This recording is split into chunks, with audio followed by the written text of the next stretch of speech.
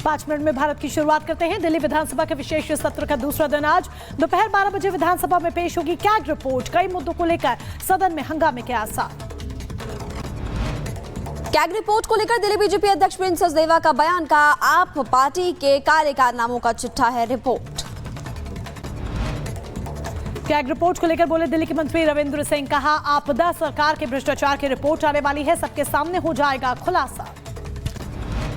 CAG की report पर दिल्ली के मंत्री मनजिंदर सिंह सिरसा का बयान। कहा केजरीवाल ने 3 साल तक अटका रखी थी रिपोर्ट।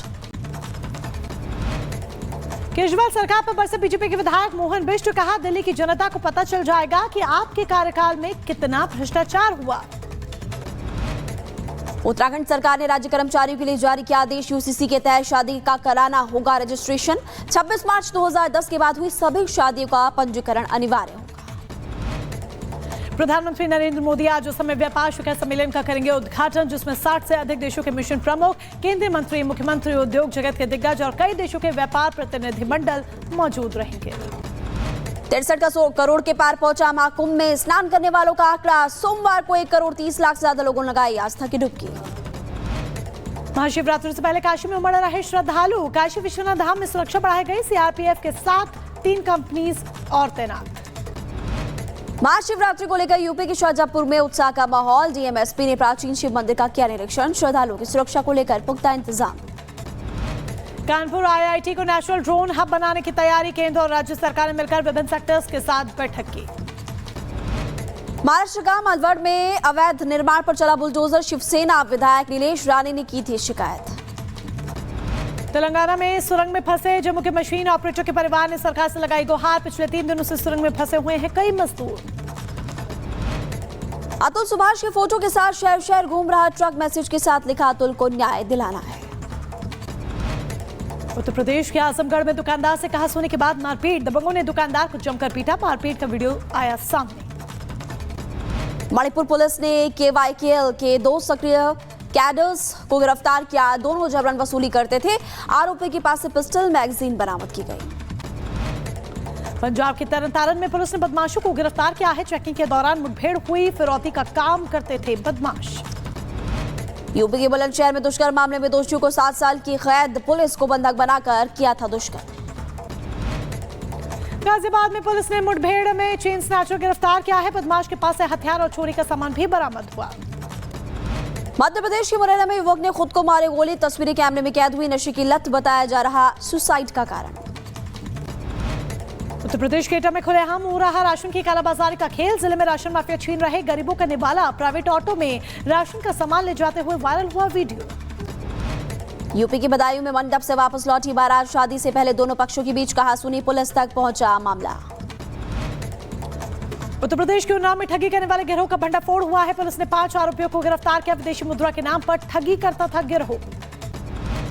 ओडिशा के बालासोर में महिला का गला काटकर हत्या। शादी का प्रस्ताव ठुकराने पर गला काट दिया। मृतका की मां ने लगाया हत्या का आरोप।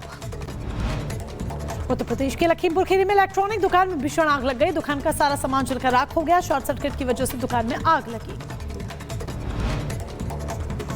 रुद्रप्रयाग में वाइब्रेटर रोलर में लगी भयंकर आग। फायर ब्रिगेड की टीम मौके पर पहुंचकर आग बुझाते हुए नजर आई। राजस्थान के झुंझुनू में कार ने बाइक सवारों को मारी जोरदार टक्कर। हादसे में 2 की मौत। पूरी घटना सीसीटीवी में कैद हुई।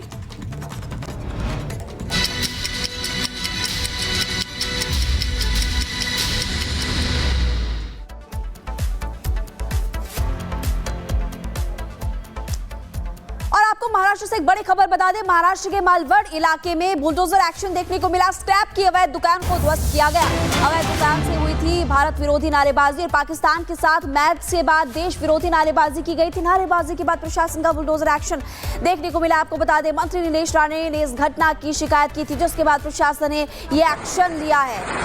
आप देखिए, यहाँ पर पीला पंजा चलते हुए नजर आया है। मालवड़ इलाके से खबर आपको बता रहे हैं। तस्वीरें आप देख लीजिए।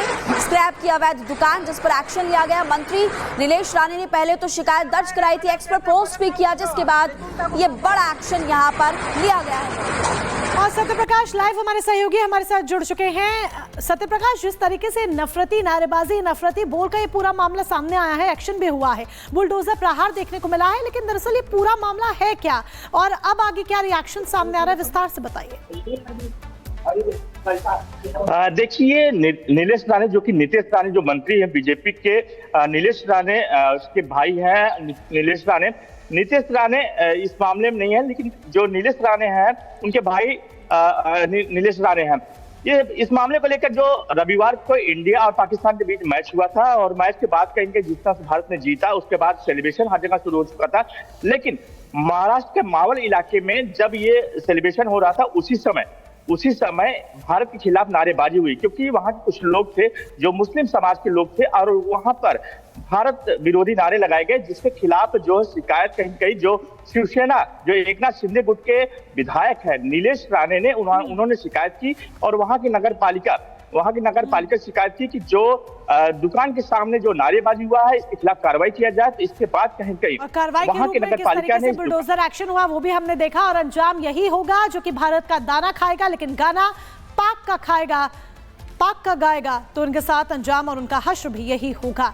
बहरहाल आगे बढ़ते हैं। न सिर्फ महाराष्ट्र की बात यहाँ पर जहां पर बुलडोजर एक्शन देखने को मिला, बल्कि पंजाब में भी बुलडोजर एक्शन देखने को मिला है। यहाँ पर बुलडोजर कार्रवाई की गई है। तालवंडी इलाके में ड्रग्स माफिया के घर पर बुलडोजर चला है। पुलिस के मुताबिक ड्रग्स माफिया सोनू पर अलग अलग मामलों में 6 एफआईआर दर्ज हैं। आरोपी पिछले 3 साल से ड्रग्स तस्करी में शामिल है और यही एक बड़ी वजह कि ड्रग्स के खिलाफ लगातार पंजाब पुलिस कार्रवाई करती हुई दिख रही है। ड्रग्स तस्करों की एक के बाद एक गिरफ्तारी हो रही है।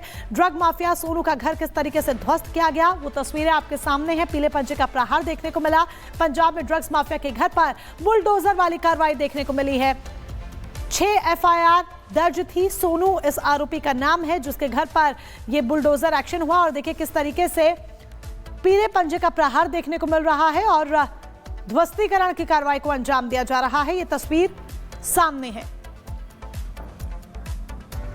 आगे बढ़ते देखिए, पंजाब से खबर आपको बता दें, पंजाब के तरन तारण में बदमाशों से एनकाउंटर हुआ है। पैरों में गोली लगने से घायल हो गए हैं दोनों बदमाश। गिरफ्तार भी किया गया है, पूछताछ उनसे की जाएगी। गोलीबारी की कई घटनाओं में बदमाश शामिल थे। लगातार पंजाब में क्राइम का ग्राफ बढ़ रहा है, जिसको लेकर बीजेपी ने भी सवाल खड़े किए थे, लेकिन अब हम देख रहे हैं कि पंजाब के तरन तारण से खबर जहां पर बदमाश के पैर में गोली लगी, 2 बदमाश गिरफ्तार बताए जा रहे हैं और ये भी खबर है कि जो दोनों बदमाश अब गिरफ्तार हो चुके हैं, गोलीबारी की कई घटनाओं में इनका नाम शामिल बताया जा रहा है।